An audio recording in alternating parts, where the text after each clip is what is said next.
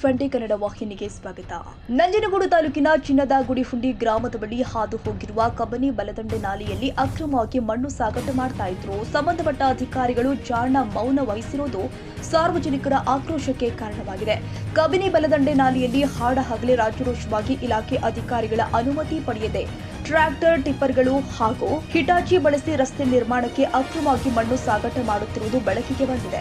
ಕಬಿನಿ ಬಲದಂಡೆ ನಾಲೆಯಲ್ಲಿ ಅಕ್ರಮವಾಗಿ ಮಣ್ಣು ಸಾಗಾಣಿಕೆ ಮಾಡ್ತಾ ಇರೋದು ಎದ್ದಿಲ್ಲದೆ ನಡೀತಾ ಇದ್ದ ಖಚಿತ ಮಾಹಿತಿ ಮೇರೆಗೆ ಕರ್ನಾಟಕ ಅಂಬೇಡ್ಕರ್ ಸೇನೆಯ ರಾಜ್ಯಾಧ್ಯಕ್ಷ ಬಸವತಿಗೆ ನಾಗೇಂದ್ರ ಹಾಗೂ ತಾಲೂಕು ಅಧ್ಯಕ್ಷ ಮುಳ್ಳೂರು ಸ್ವಾಮಿ ಹಾಗೂ ಕಾವೇರಿ ನೀರಾವರಿ ನಿಗಮದ ಅಧಿಕಾರಿಗಳು ದಾಳಿ ಮಾಡಿದ್ದಾರೆ.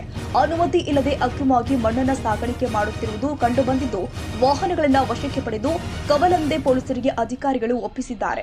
ರಾಜಕೀಯ ಮುಖಂಡನೊಬ್ಬ ಮುಖ್ಯಮಂತ್ರಿ ಸಿದ್ದರಾಮಯ್ಯ ಹಾಗೂ ಶಾಸಕರಾದ ದರ್ಶನ್ ಧ್ರುವ ನಾರಾಯಣ್ ಅವರ ಹೆಸರನ್ನ ಹೇಳಿಕೊಂಡು ರಾಜಾರೋಷವಾಗಿ ಅಕ್ರಮವಾಗಿ ಮಣ್ಣನ್ನು ಸಾಗಣೆ ಮಾಡ್ತಾ ಇದ್ದಾರೆ.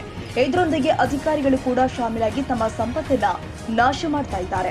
ಈ ಬಗ್ಗೆ ಪ್ರಕರಣವನ್ನ ದಾಖಲು ಮಾಡಲು ಹಿಂದೇಟು ಹಾಕ್ತಾ ಇದ್ದಾರೆ. ಈ ಕೂಡಲೇ ಅಕ್ರಮವಾಗಿ ಮಣ್ಣು ಸಾಗಾಣಿಕೆ ಮಾಡುತ್ತಿರುವವರ ವಿರುದ್ಧ ಸೂಕ್ತ ಕ್ರಮ ಕೈಗೊಂಡು ಎಫ್ಐಆರ್ ದಾಖಲು ಮಾಡಬೇಕು ಎಂದು ಕರ್ನಾಟಕ ಅಂಬೇಡ್ಕರ್ ಸೇನೆಯ ರಾಜ್ಯಾಧ್ಯಕ್ಷ ಬಸವತಿಗೆ ನಾಗೇಂದ್ರ, ತಾಲೂಕು ಅಧ್ಯಕ್ಷ ಮುಳ್ಳೂರು ಸ್ವಾಮಿ ಆಗ್ರಹ ಮಾಡಿದ್ದಾರೆ.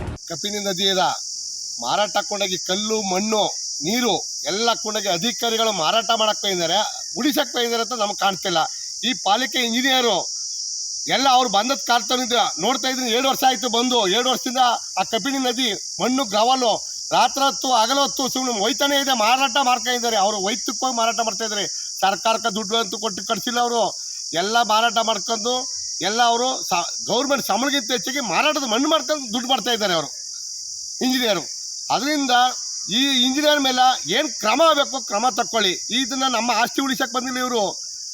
ನಮ್ಮ ಆಸ್ತಿ ಉಳಿಸಕ್ಕೆ ಬಂದ್ರೆ ಏನಿದ್ರು ಇವರ ದುಡ್ಡು ಕೊಂಡೋಗಿ ಗೋರ್ಕವಾಗಿ ಬಂದಿದ್ದಾರೆ ಈ ನಮ್ಮ ನಂಜನಗೂಡಲ್ಲಿ. ಅದರಿಂದ ಕಾನೂನುಬದ್ಧವಾಗಿ ಇವ್ರ ಮೇಲೆ ದಂಡ ಇದು ಮಾಡಿ ಮಣ್ಣು ಮಾರಾಟ ಮಾಡೋಂಥ ಅಧಿಕಾರಿಗಳ ಮೇಲೆ ಶುದ್ಧ ಕ್ರಮ ತಗೊಳ್ಳಿ. ಇಲ್ಲ ಕ್ರಮ ತಗೊಳ್ಳಿಲ್ಲ, ಇಲ್ಲ ಸಂಘಟನೆಯವರು ಹೋರಾಟ ಮುಂದಿನ ದಿವಸ ಹೋರಾಟಕ್ಕೆ ನಿಲ್ಬೇಕಾಗತ್ತ, ಬೀದಿ ನಿಲ್ಬೇಕಾಗತ್ತ. ಯಾಕಂದ್ರೆ ಇವರೆಲ್ಲ ಕಡೆನೂ ಉಳ್ಳಳ್ಳಿ ಭಾಗದಿಂದ ನರಸೀಪುರ ತಗೊಂಡಿವಿ. ಇವ್ರು ಬರೀ ಮಾರಾಟ ಮಾಡೋಕ್ಕೆ ಅಧಿಕಾರಿಗಳು. ಆದ್ರೆ ಇವ್ರು ಉಳಿಸಕ್ಕೆ ಬಂದಿಲ್ಲ ಅಧಿಕಾರಿಗಳು. ಲಂಚ್ ಕೋರ ಬಂದಿದ್ದಾರೆ ಅಂತ ನಾನು ಮಾಹಿತಿ ಕೂಡ ನೇರವಾಗಿ ಕೊಡ್ತಾ ಇದ್ದೀನಿ. ಯಾಕಂದ್ರೆ ನಾವು ಸುಮಾರು ಸತಿ ಇಲ್ಲಿ ಟಿಪ್ಪರ್ಗಳು ಐತೆ, ಇಲ್ಲಿ ಕಾವಲಿಲೆಲ್ಲ ಹೊಡಿತಾ ಇದ್ದಾರೆ. ಅದು ನಮ್ಮೂರು ಸರ್ವೆ ನಂಬರ್ಗಳು ಇದೆ.